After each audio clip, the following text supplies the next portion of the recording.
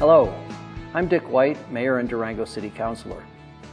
Welcome to Council Connection, a Durango City Span 10 program designed to give you a snapshot of happenings at the most recent Durango City Council meeting. In this program, we look at the March 3rd meeting.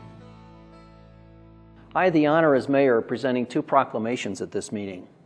The first proclamation declared March as Athletic Training Month in Durango. Julie Villani, President-elect of Student Athletic Trainers at Fort Lewis College, was in attendance to accept the proclamation. She discussed the importance of athletic trainers in protecting the health and well-being of athletes, particularly our high school athletes. We develop injury prevention and conditioning programs. We implement treatment and rehabilitation programs. We also do several other duties regarding the safety of high school athletes. In secondary school settings, athletic trainers are really the first line of defense against injury and illness. It's a healthcare profession in which, in a blink of an eye, you can go from nicks and bruises to really catastrophic injuries, and we're really there to be the immediate responders in that situation. The second proclamation declared March 3rd as Guide Dogs for the Blind Day.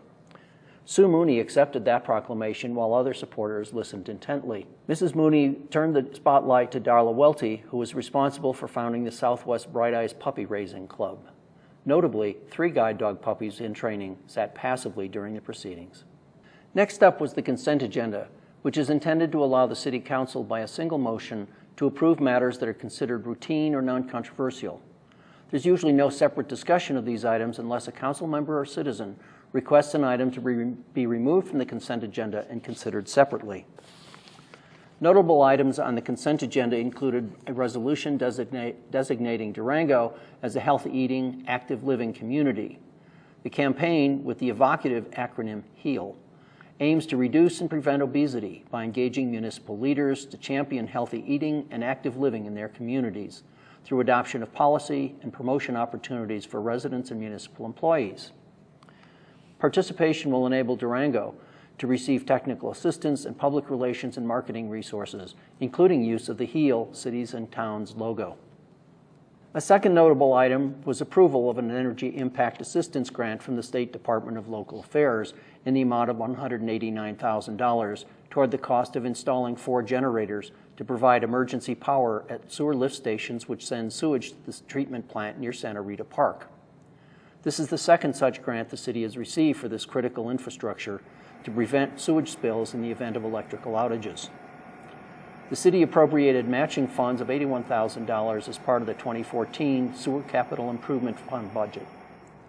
Upon completion of the project, 13 of the city's 18 lift stations will have backup generators. 4 additional items on the consent agenda were requests for public hearings to take place at upcoming city council meetings.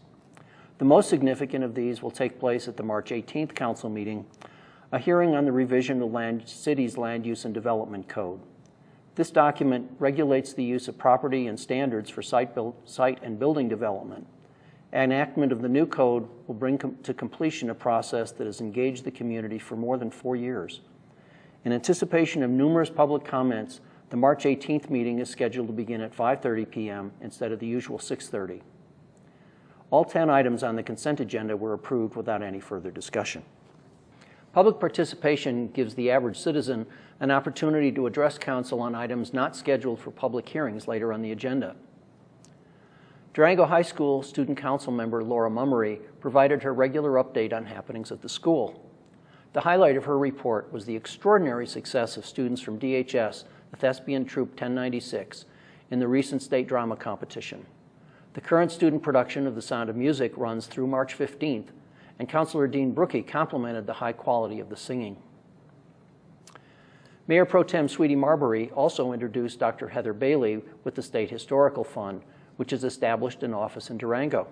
My goals for the field office are to get more involved in all of the communities that I serve out here on the Western Slope, and to work with property owners to get more properties eligible for grant funds. In order to be eligible for funds from our office, the property needs to have some type of historic designation. For the folks out there may not understand what a big deal this is, there's no other city in the state of Colorado or area in the state of Colorado that has a field office for the State Historical Fund. And what this means is that, there's first. money coming our way, there's really valid historic projects coming our way, and this is a huge deal. Councilors Christina Rinderly and Dean Brookie both applauded the Durango Film Festival and thanked Executive Director Joni Fraughton and all the volunteers that made it a success. Pro Tem Mayor Sweetie Marbury highlighted the Smithsonian traveling exhibit Journey Stories, which is currently showing at the Animas Museum. She also noted on behalf of the Multimodal Advisory Board that new downtown bike racks will be installed in April. 2 quasi-judicial hearings were held, both concerning fairly routine pieces of business for the City Council. One was to consider a sewer easement abandonment for the new Holiday Inn and Suites on Highway 160 West. Construction involved establishment of a new easement adjacent to the old one, obviating any future need. The other was to consider vacation and abandonment of utility easements affecting the Durango Mall.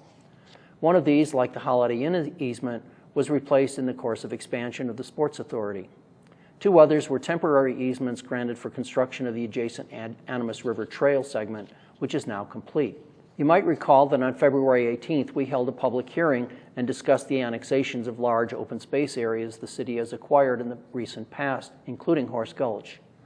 8 associated ordinances were unanimously approved by Council on first reading at this meeting. They will be subject to final approval at the next Council meeting on March 18th, most likely as part of the consent agenda. Following public notice in the Durango Herald, the effective date is likely to be April 2nd. A significant application of these annexations is providing law enforcement authority to the Durango Police Department.